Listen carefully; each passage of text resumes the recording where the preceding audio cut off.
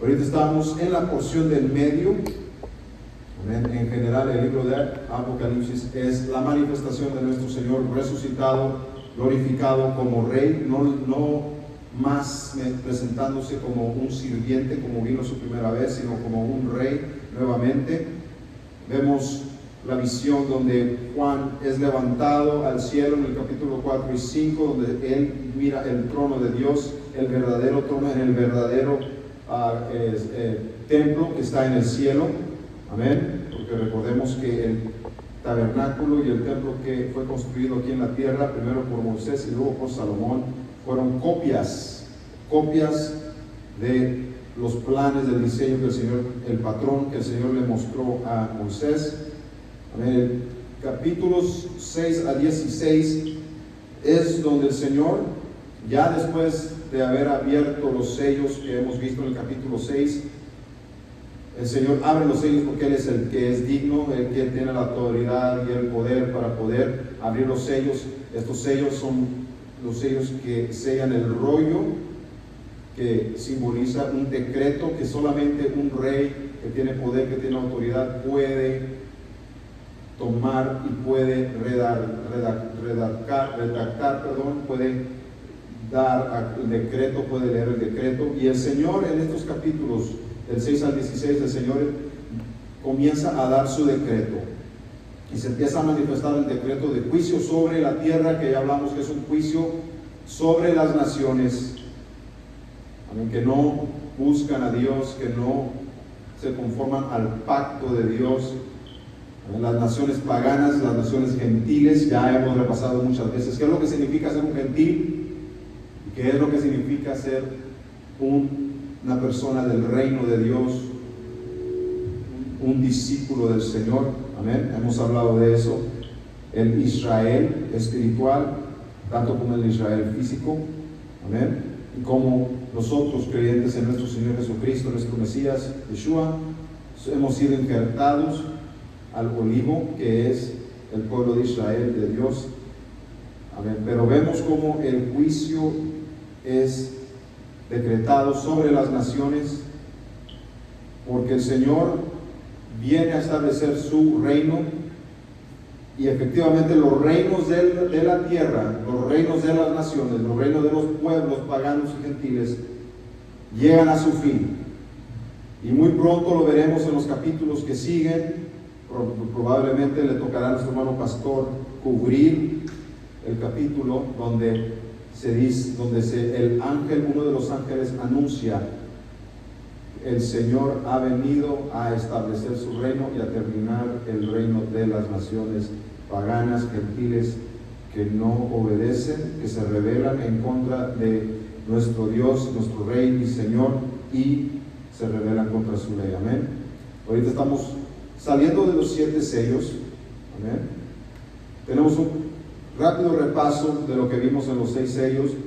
Vimos, número 1, desequilibrio político simbolizado por el caballo blanco y el jinete que viene conquistando y a conquistar. Amén. Hablamos de que en parte es el movimiento de las naciones árabes que comenzó en los años 600 después de Cristo. Amén. Ahora hay un movimiento político hoy mismo que estamos viendo. Acabamos de ver los ataques en Medio Oriente, como Israel acaba de atacar a Irán. ¿Ve? Y se perpetúa ese desequilibrio político hoy en día. ¿Ve? Y ese desequilibrio político trae el segundo jinete, que es el segundo caballo, el caballo rojo, y que simboliza guerra y conflicto, que agota, que agota y que debilita a las naciones del mundo. Y consecuentemente todo esto trae el tercer sello al caballo negro, que simboliza colapso económico, hambruna y miseria. Amén. El que tenga oído para oír, que oiga, porque aquí es donde sucede la devaluación del dinero que tienes en tu bolsillo, del efectivo que tiene la moneda que tú cargas en forma de billetes. Amén. Hablamos acerca de eso, cómo en los años 80 podías comprar una casa por $88,000, $84,000. Hoy en día tienes que pagar $340,000 en promedio. ¿Amén? muy claro que estamos viviendo en estos días. No es para darnos miedo, no es para que estemos temorizados, es para que despertemos, se nos prenda el foco, amén, y sepamos qué tiempo estamos viviendo, amén.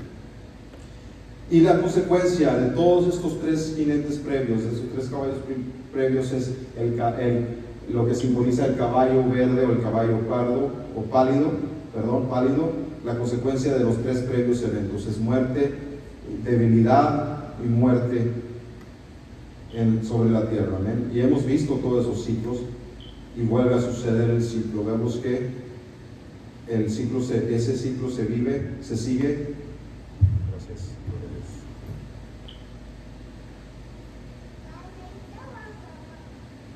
Gloria a Dios. Ese ciclo comienza de nuevo. Vimos también en el quinto sello los mártires que claman: ¿hasta cuándo, Señor, no vengarás? El hecho de que hemos muerto por tu fe, se nos ha terminado nuestra vida por tu fe, por nuestra fe en ti. Gloria a Dios. Gloria a Dios. Y luego el sexto sello, un gran terremoto, amén. El gran terremoto. Y ese gran terremoto, el sexto sello, vemos cómo la tierra se enrolla como rollo, el cielo, se enrolla como un rollo, el sol oscurece y vemos que la luna se vuelve roja. ¿Amén? Eso está por pasar. Las montañas y las islas son conmovidas.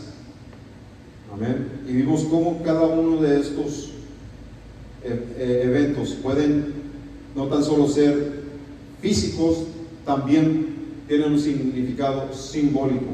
El que hablamos en que las montañas y las islas también pueden simbolizar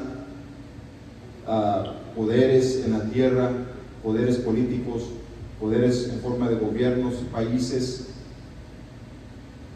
y gente de poder. Y luego vimos cómo las estrellas caen como higos cuando una higuera es sacudida por el viento fuerte, amén. Y las estrellas, también repasamos que puede simbolizar algo físico. Pueden ser cometas, asteroides que caen sobre la tierra en forma de juicio. Físicamente, tanto como también las estrellas simbolizan huestes espirituales, principados espirituales, son fortalezas y son poderes en los lugares celestiales, que son los lugares espirituales. Pueden simbolizar ángeles caídos, pueden simbolizar demonios, pueden simbolizar ídolos que se han revelado en contra de nuestro Señor. Amén. Así que, ¿será algo físico? ¿Será algo espiritual o simbólico? Sí. Ambas cosas pueden ser posibles y definitivamente se manifestarán de una forma u otra. Amén. Ahora en el capítulo 7, vemos a los 144,000 del pueblo de Israel y vemos la multitud incontable de las naciones. Amén. Los 144,000 de Israel hemos repasado que consisten de 12,000 miembros de cada tribu de Israel y que, como no hemos dicho esto antes, pero definitivamente todos estos son creyentes en nuestro Mesías, en nuestro Señor Jesucristo, nuestro Mesías Yeshua. Amén. No son de origen gentil, como tanto se ha proclamado y se ha enseñado por las doctrinas de reemplazo que es muy popularmente enseñada, inculcada en la cristiandad moderna. Amén. No son de origen gentil. Netamente, la Biblia nos dice, la palabra de Dios nos dice muy claramente, explícitamente, que son de las tribus de Israel. Amén. Son sellados todos ellos, estos 144,000, son sellados con el sello de nuestro Señor. Y repasamos que esto es un recordatorio del tiempo de Ezequiel, porque en el tiempo de Ezequiel el Señor dio una visión a Ezequiel en el cual los ángeles de Dios estaban sellados, a los que iban sellando a los que son salvos del castigo de nuestro Dios Jehová, porque se lamentaron por la rebelión contra la ley de nuestro Señor en la nación de Israel. Es gente que se lamentaba el hecho de que sus hermanos, su vecino israelita, su prójimo israelita como ellos, estaban quebrantando la ley, les importaba poco la ley. Decían: la gloria de Dios se fue del templo, ya el Señor ya no está bien, voy a vivir y hacer lo que me pegue mi gana, por así decirlo. Y ellos se lamentaron porque la gente se rebeló contra Dios y contra la ley de Dios, los mandamientos de Dios, la instrucción de Dios, el estilo de vida que Dios nos pide vivir en la nación. Y Dios los selló a cada uno de ellos porque ellos se lamentaban por su hermano y se aferraban a la palabra de Dios. Así que el Señor los selló por eso. Los selló porque a ellos les importaba la palabra de Dios. Ahora en este tiempo presente, este grupo de personas, estos 144,000, son sellados porque tienen su fe en Jesús.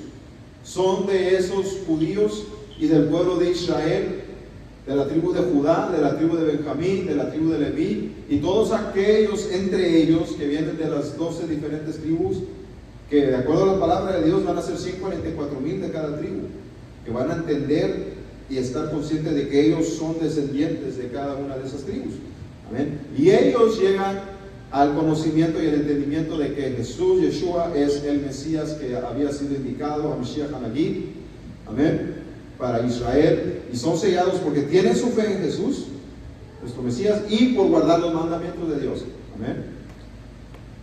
Eso lo vemos en Mateo 4:4, Lucas 4:4, como el Señor nos incita que no tan solo de pan vivirá el hombre, sino de toda palabra que emana de la boca de Dios, en forma de mandamiento. Y son sellados para protección. Amén. Porque como antes, ahora viene juicio. El juicio antes fue solo para Israel en el Antiguo Testamento, pero ahora es todo el mundo en la profecía dada en el Nuevo Testamento, en el libro de Apocalipsis, y también en el libro de las cartas de Pablo, también en las cartas generales de los demás apóstoles, y obviamente las profecías que nuestro Señor nos da, que las vemos grabadas en los evangelios. Amén. Entramos de lleno a la parte final de este capítulo 7 de Apocalipsis. Vamos a leer Apocalipsis 7 del capítulo 9 al 17 en el nombre de Jesús. Dice así, versículo 9: Después de esto miré, y he aquí una gran multitud, la cual nadie podía contar, de todas naciones y tribus y pueblos y lenguas, que estaban delante del trono y en la presencia del Cordero, vestidos de ropas blancas y con palmas en las manos. Versículo 10: Y clamaban a gran voz, diciendo: La salvación pertenece a nuestro Dios, que está sentado en el trono, y al Cordero. 11: Y todos los ángeles estaban en pie alrededor del trono, y de los ancianos y de los 4 seres vivientes, y se postraron sobre sus rostros delante del trono, y adoraron a Dios. 12: Diciendo: Amén. La bendición y la gloria y la sabiduría y la acción de gracias y la honra y el poder y la fortaleza sean a nuestro Dios por los siglos de los siglos. Amén. Entonces, versículo 13, uno de los ancianos habló diciéndome: estos que están vestidos de ropa blanca, de ropas blancas, ¿quiénes son y de dónde han venido? Y Juan le responde en el versículo 14: yo le dije: Señor, tú lo sabes. Y él me dijo: estos son los que han salido de la gran tribulación y han lavado sus ropas y las han emblanquecido en la sangre del Cordero. Amén. Vemos una gran multitud que no se puede contar, de toda lengua, de toda tribu, de toda nación alrededor del mundo. Y nos dice, y como en forma de pregunta, como buen judío lo haría, como buen hebreo, el anciano le pregunta a Juan como si Juan supiera, sabiendo que Juan no sabe, y que Juan le va a decir: tú sabes, dime quiénes son estos. Y aquí es donde le dice: esta gran multitud de gente vestidas de blanco son los que han salido de la gran tribulación, y han lavado sus ropas y las han emblanquecido en la sangre del Cordero.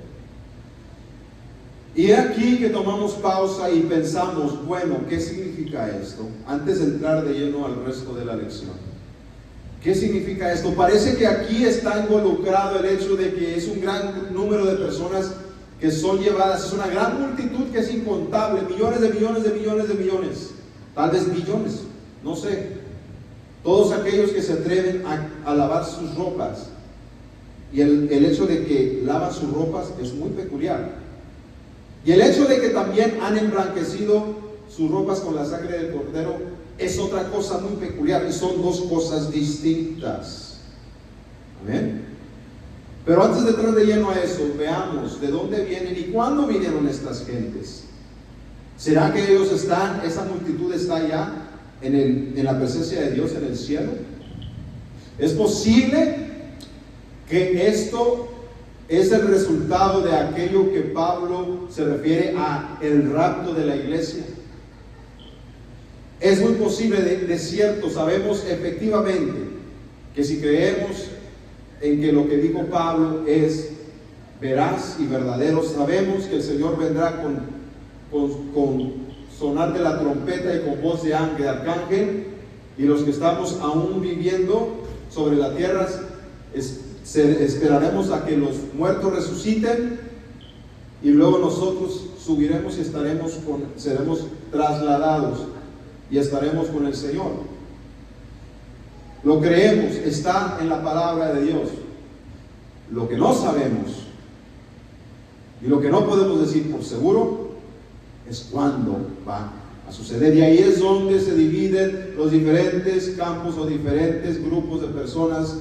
Algunos piensan que este rapto del cual habla Pablo, y el Señor Jesucristo también nos insinúa de esto, de este rapto en los evangelios, sucederá antes de que haya tribulación, será en medio de esa gran tribulación, o será hacia el final de esa tribulación.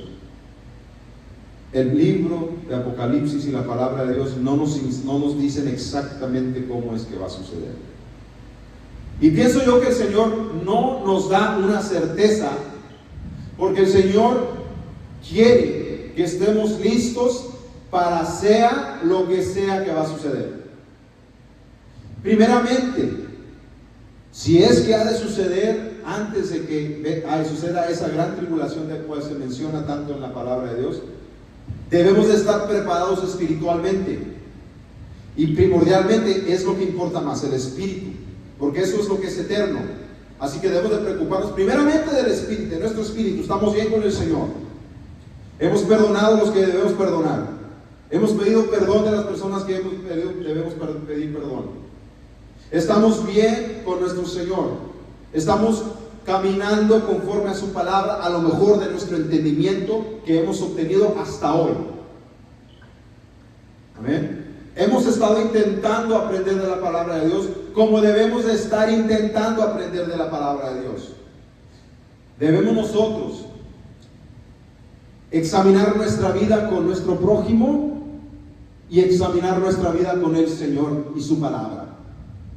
Primordialmente, número uno, porque tal vez ese rapto de la iglesia suceda antes de la gran tribulación y suceda con el sonar de la trompeta. Amén. Hermanos, que eso puede suceder muy pronto. Ya se nos viene la fiesta de las trompetas. Puede ser esta fiesta de las trompetas que se termina todo para la iglesia y somos llevados arriba, y entonces sí comienza un desorden y un caos como nunca lo hemos visto en la tierra. Puede suceder. ¿Te lo puedo decir con certeza? No. ¿Por qué? Porque el Señor quiere que estemos preparados. El Señor no quiere que estemos como las 10 vírgenes, que no nos estemos adormilando y cayendo dormidos.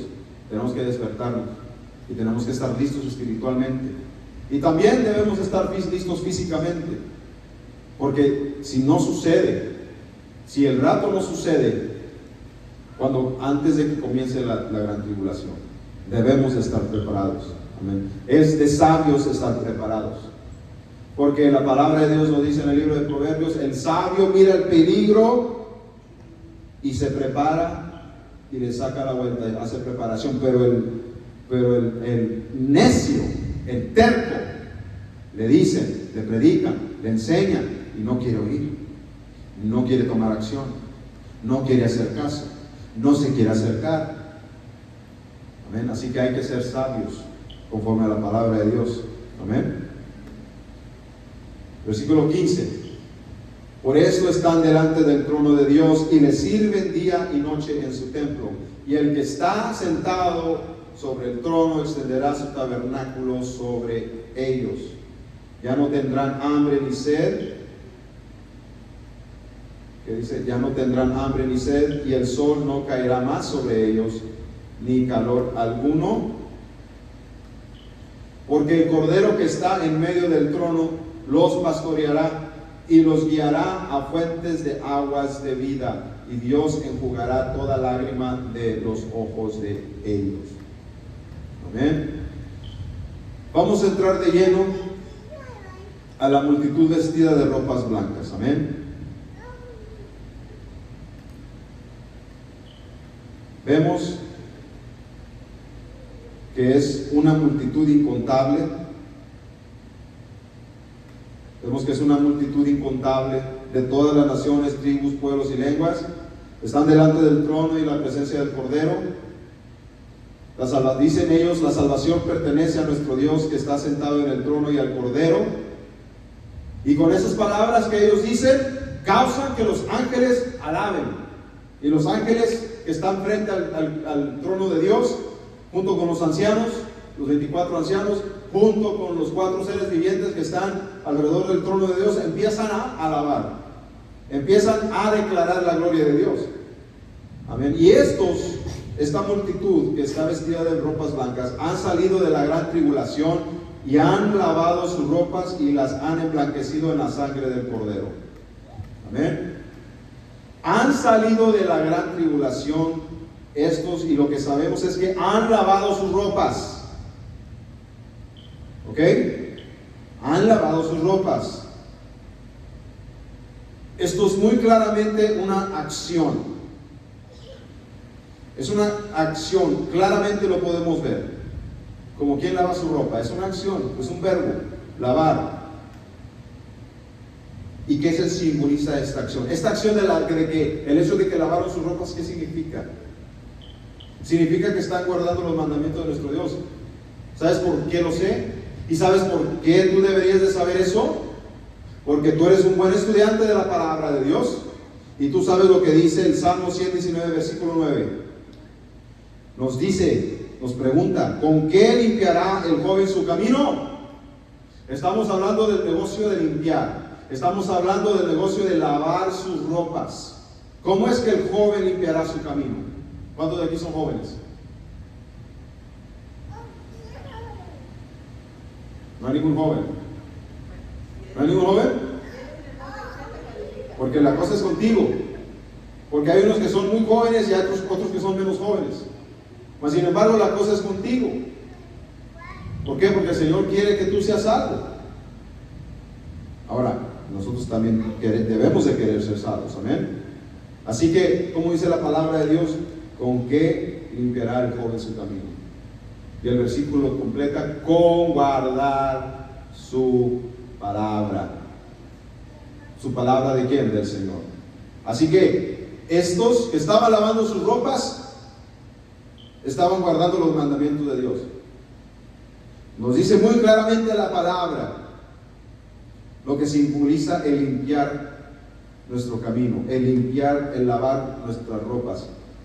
El hecho de que estamos lavando nuestras ropas significa que estamos guardando los mandamientos de Dios. Y para poder guardar los mandamientos de Dios, tenemos que aprenderlos. Y la única forma que lo vamos a aprender es estudiando la palabra de Dios. Amén. Y otra cosa, eso es una cosa. Y la otra es que han emblanquecido sus ropas en la sangre del Cordero. ¿Qué significa el hecho de que han emblanquecido sus ropas en la sangre del Cordero? Significa más bien que han puesto su fe en que Yeshua es el Mesías y que Él vino como sacrificio a redimirnos por su sacrificio en la cruz. Y de esa manera aceptamos la salvación y la redención de nuestro Señor. Si hay un micrófono para el hermano pastor. Eso es lo que significa el emblanquecer las ropas en la sangre del Cordero. Amén. Y vamos a ver este tema, vamos a ver este concepto continuamente en este libro de Apocalipsis. Número 1, guardar los mandamientos de Dios. Número 2, la fe y el testimonio en Jesucristo nuestro Mesías y en la sangre del Cordero. Y en otras veces se menciona los que tienen la fe en Jesús y los que guardan los mandamientos del Señor Jesús, de Dios. Amén. Así que esa es la única forma en que nosotros vamos a saber que somos salvos, que estamos aprendiendo y guardando sus mandamientos y que tenemos el testimonio de nuestro Señor Jesús. Hermano pastor, ¿quería decir algo? Gloria a Dios. Quería simplemente elaborar sobre lo que significa, de acuerdo a las Escrituras, el emblanquecer la ropa por medio del Cordero, que es Jesucristo, cuando murió en la cruz del Calvario, ya que es una frase que requiere tantito estudio. Tenemos que recordar de que la palabra de Dios que Dios le dio a Moisés bendice al que obedece los mandamientos y maldice al que decide desobedecer. Deuteronomio capítulo 28. Y la maldición trae muerte literal y espiritual, ignorancia a las Escrituras, y la bendición trae integración, injerción de toda gente al pueblo de Dios y los beneficios mencionados en la palabra de Dios. Cuando Jesucristo murió en la cruz del Calvario y derramó su sangre nos rescató en el sentido de que paró las consecuencias de nuestra desobediencia a la palabra de Dios que Dios le dio a Moisés, o sea, a la ley. Pero no quiere decir de que la palabra de Dios se detuvo de alguna forma, simplemente perdonó las consecuencias, la multa que la ley traía sobre el pueblo de Dios, para que el pueblo de Dios pudiera comenzar a practicar la palabra de Dios. Y eso es importante entenderlo, porque no queremos llegar a entender que la sangre de Cristo de alguna forma borra la palabra de Dios que Él mismo constituyó. No sé si me expliqué. Claramente, los pasajes, la palabra de Dios es muy clara. Nos dice que son dos cosas: la fe en Jesucristo, la redención por su sangre, y el guardar sus mandamientos. Amén. Desde el libro de Isaías se nos viene diciendo el testimonio y la ley. Amén. Desde entonces se nos viene profetizando. Amén. El resultado de que han salido del resultado de ellos, de que guardan los mandamientos de Dios y tienen la fe en la redención de nuestro Señor Jesucristo, el resultado de eso, de que ellos son obedientes en esos dos aspectos. Número 1, aceptan el sacrificio de nuestro Señor. Y número 2, aman a Dios tanto que lo manifiestan con guardar sus mandamientos. Amén. Y la consecuencia de eso es que están delante del trono de Dios, sirven día y noche en su templo.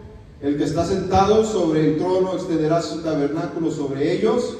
Ya no tendrán hambre ni sed, y el sol no caerá más sobre ellos, ni tendrán calor alguno. Y el Cordero que está en medio del trono los pastoreará y los guiará a fuentes de aguas de vida. El Cordero que está en medio del trono. Yo pensaba que era el Señor Dios Yahweh que estaba en medio del trono. Algo que pensar, ¿verdad? Acerca de la naturaleza y la esencia de Dios. Amén. Porque Dios es uno. Amén.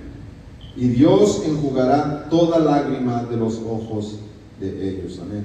Dios será el consuelo de nosotros. Sí, solamente si creemos que nuestro Señor Jesucristo nos redime y guardamos sus mandamientos.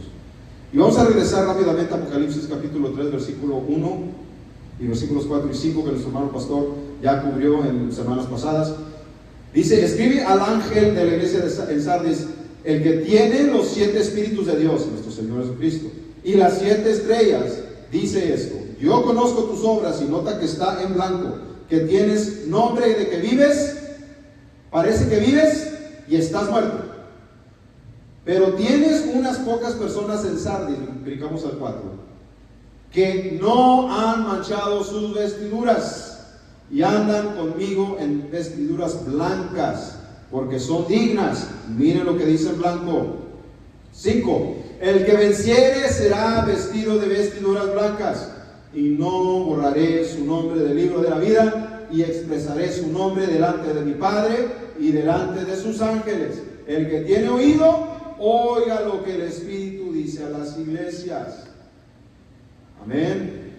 Miren, juntemos las palabras en blanco. Dice: yo conozco tus obras, no he hallado tus obras perfectas delante de Dios, pero tienes unas pocas personas en Sardis que no han manchado sus vestiduras y andarán conmigo en vestiduras blancas.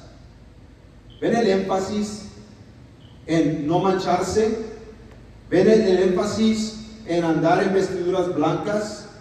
¿Ven el énfasis del Salmo 119, versículo 9?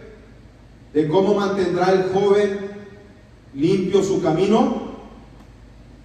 Buenas obras es igual a vestiduras blancas. Como dije, el Salmo 119, versículo 9 nos dice: ¿con qué limpiará el joven su camino? Con guardar tu palabra. Hermanos, con guardar la palabra de Dios, con guardar las leyes de Dios. Pero es que la ley no nos salva. No, la ley no te salva, pero la ley, por medio de la ley, tú confirmas que tú crees en el sacrificio que tu Redentor hizo por ti. Porque Él dijo: si tú me amáis, guardad mis mandamientos. Y Él también dijo: no tan solo de pan vivirá el hombre, sino de toda palabra que emana de la boca de Dios. ¿Quién tiene oídos para oír en esta tarde? Amén. Así que en conclusión, vestiduras blancas es igual a buenas obras. Y vemos en el futuro, veremos en Apocalipsis capítulo 19, versículo 18: y a ella se le ha concedido que se vista de lino fino, limpio y resplandeciente. El lino es blanco, hermanos. Si no sabían, si no han visto el lino por naturaleza es blanco y es resplandeciente, es un color limpio, blanco limpio, y resplandece. Porque el lino fino es las acciones justas de los santos. Recordemos, en la mente hebrea, las acciones justas son las acciones que vienen escritas en la palabra de Dios. Porque cuando para un hebreo como nuestro Señor Jesucristo, como los apóstoles, como los profetas, como los reyes de Israel, como el rey David, amén, como Moisés, cuando se habla de justicia, estás hablando de la ley de Dios. Justicia es igual a ley de Dios. Justicia es igual a palabra de Dios. Justicia es igual a mandamientos de Dios. Justicia es igual a instrucciones de Dios. Amén. Buenas obras es igual a guardar las palabras de Dios. Amén. Vamos a tocar un poquito vamos a conectar el Antiguo Testamento con el Nuevo un poco más. Vimos en la lección pasada, que Dan y Efraín fueron borrados. Vimos en la primera sección donde se describe todas las tribus y los 12,000 que han sido descritos en la primera mitad de este capítulo 7. Y vemos que en la lista comienza con Judá, se incluye Leví, pero no se incluye a Dan y no se incluye a Efraín. A Dan, porque Dan se dejó influir por los gentiles y dejó a nuestro Dios, se fue a la idolatría. Amén. Y Efraín, que fue la tribu jefe del reino del norte, y usó su liderazgo para alejar al resto de las tribus del norte de nuestro Dios, y los guió también a idolatría. Amén. Ese es el símbolo de Efraín, el escudo de Efraín, de la tribu de Efraín, por si no lo sabían. Porque vamos a hablar acerca del factor Efraín.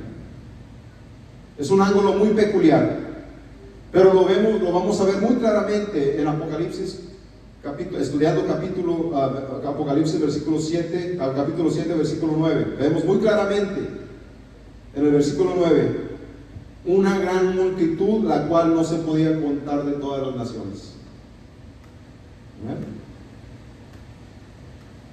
Vamos a usar una regla muy específica y muy interesante y muy especial: la regla de palabras y frases similares. Amén. Ya hemos hablado en el pasado de esto, porque esto es una técnica, un método que nos ayuda a sacar más información de la palabra de Dios. Este concepto que en hebreo se llama Gezerah Shavah, palabras y frases similares. Y las palabras claves que hemos visto aquí son Efraín, multitud y naciones. Vamos a conectar con la palabra de Dios donde hemos visto esas palabras antes. Y si vamos a Génesis capítulo 48 del versículo 14 al 20, lo voy a resumir porque es algo largo, pero ahí vemos que Efraín, quien fue el hijo menor de José, se profetiza que él será multitud de naciones. ¿Amén? Y sigue la historia y sigue los procesos históricos, el desarrollo histórico. Vemos el pasar de los años, llegamos pasamos la edad de los jueces, pasamos el tiempo de los reyes de Israel y se divide el reino entre Judá e Israel, las tribus del norte y las tribus del sur. Y vemos que Efraín toma liderazgo de las tribus del norte, que son 10 en total, incluyéndose Efraín. Y entran, como acabamos de hablar, Efraín se da a la idolatría, se aleja de Dios. Y vemos que el profeta Oseas es enviado a ellos. Y en Oseas 4:17 vemos cómo el Señor habla por medio del profeta Oseas y dice: Efraín es dado a ídolos, déjalo. Dos palabras: Efraín ha dejado a Dios, ha dejado la palabra de Dios, ha dejado de adorar a Dios, ya no le importa a Dios, le importa más hacer lo que el mundo, los paganos alrededor, sus vecinos gentiles están haciendo, le importa más, por así decirlo, seguir las modas del mundo, de aquellos que no están esperando la venida de nuestro Dios. Deciden pensar acerca de las finanzas como lo hace el mundo gentil, deciden pensar en la moda como lo hace el mundo gentil, deciden inclusive pensar en las cosas espirituales como lo hace el mundo gentil. ¿Okay? En todo aspecto de su vida deciden ser influidos por el mundo gentil, que número uno no teme a Dios, número dos no está buscando la palabra de Dios, no busca la identidad y el propósito de Dios. Amén. Número tres, como vemos aquí en este libro de Apocalipsis, que ya está comenzando en carne propia, comienza el juicio de Dios sobre las naciones. Amén. Y en el mismo libro de Oseas, capítulo 7, versículo 8, dice: Efraín se ha mezclado con los demás pueblos. Efraín se ha mezclado con los demás pueblos. Efraín fue torta no volteada. Efraín no termina el proceso. Efraín, una torta media volteada es una torta que solo está cocinada a medias, por así decirlo. Imagínense un pancake, un hot cake, ¿cómo le dicen ustedes? Panqueque, hot cake, ¿cómo le dicen? Imagínense un hot cake sin voltear. Solamente se cocina a un lado, pero no se le da la vuelta y a que se cocine el otro. Está incompleto. Porque Efraín se fue y se distrajo. Y esta es una lección para hoy, para nosotros. Porque hay muchas cosas con las que nos podemos distraer. Hay muchas cosas que podemos estar haciendo un viernes por la tarde. Hay muchas cosas que podemos estar haciendo un miércoles por la tarde. Hay muchas cosas que podemos estar haciendo un sábado. Y a veces se nos hace difícil venir a un servicio el domingo. Amén. Se nos puede hacer muy fácil estar incompletos y ser como una torta no volteada y no recibir la bendición completa y la instrucción completa de la palabra de Dios. Amén. Y eso es lo que pasa antes, cuando estamos en riesgo. Eso es lo que pasa cuando estamos en peligro de darle la espalda, de darnos la vuelta, darle la espalda a Dios y dejarnos influir por el mundo. Eso es lo que sucedió con Efraín. Pero miren qué pasó con Efraín.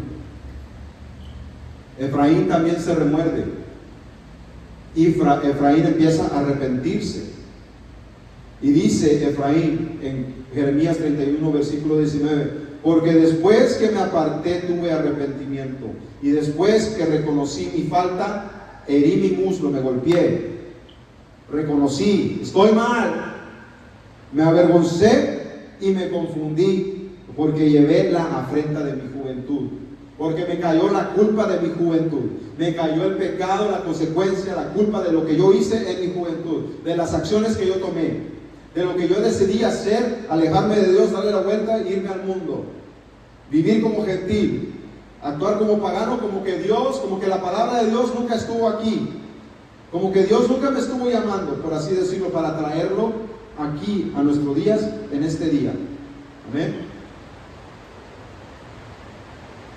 Pero miren lo que dice nuestro Dios.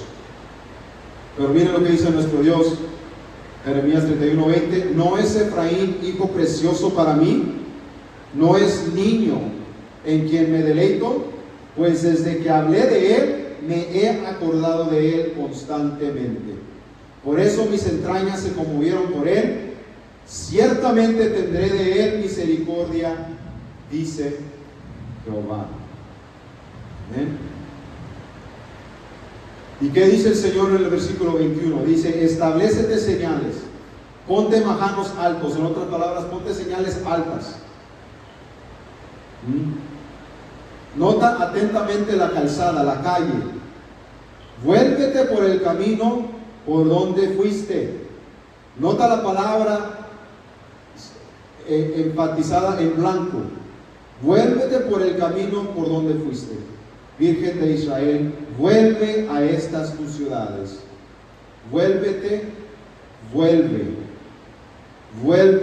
y vuelve. Estas son palabras de arrepentimiento. Arrepentimiento no nomás es sentirte mal, porque sabes que hiciste algo mal, pero ya mañana se te quita y ya se te pasa. No hiciste nada. No tomaste acción. El arrepentimiento es que te sientes mal y tomas acción y dejas de hacer lo que estás haciendo. Si estás haciendo algo mal, dejas de hacerlo y empiezas a hacer lo que Dios te pide que hagas en su palabra. Y si no estás haciendo nada, porque acuérdate que el saber qué hacer y no hacerlo también te es pecado.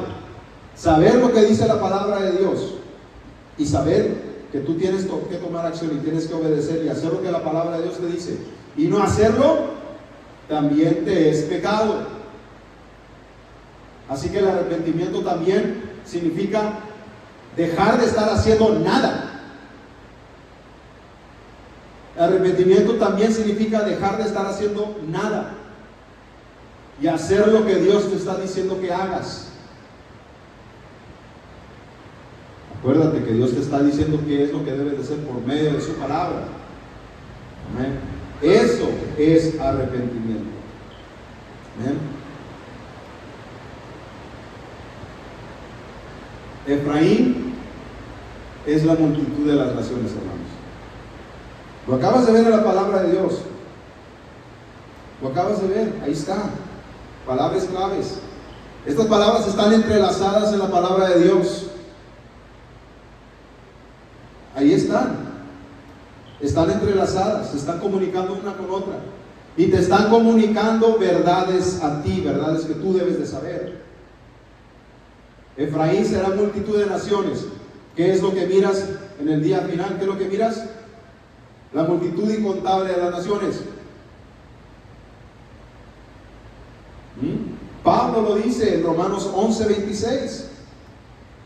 Pablo dice que hoy los que son judíos y saben que son de Israel, su visión se les es velada, tienen una cobertura que no les deja ver claramente, para que todo mundo, las multitudes de las naciones, tengan la oportunidad de venir a la salvación de nuestro Señor antes de que Él vuelva.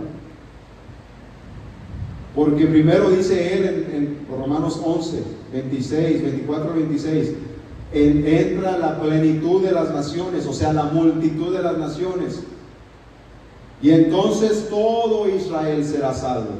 ¿Por qué creen que dice la palabra? Ahí está escrito, dice, todo Israel será salvo. Pero todo Israel no será salvo hasta que entre la plenitud de las naciones.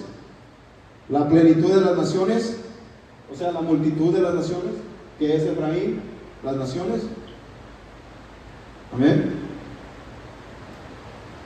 Efraín es la multitud de las naciones. Y Dios todavía llama a las multitudes al arrepentimiento. Dios todavía llama a las multitudes al arrepentimiento. Hermano, el Señor todavía te llama a ti y a mí al arrepentimiento.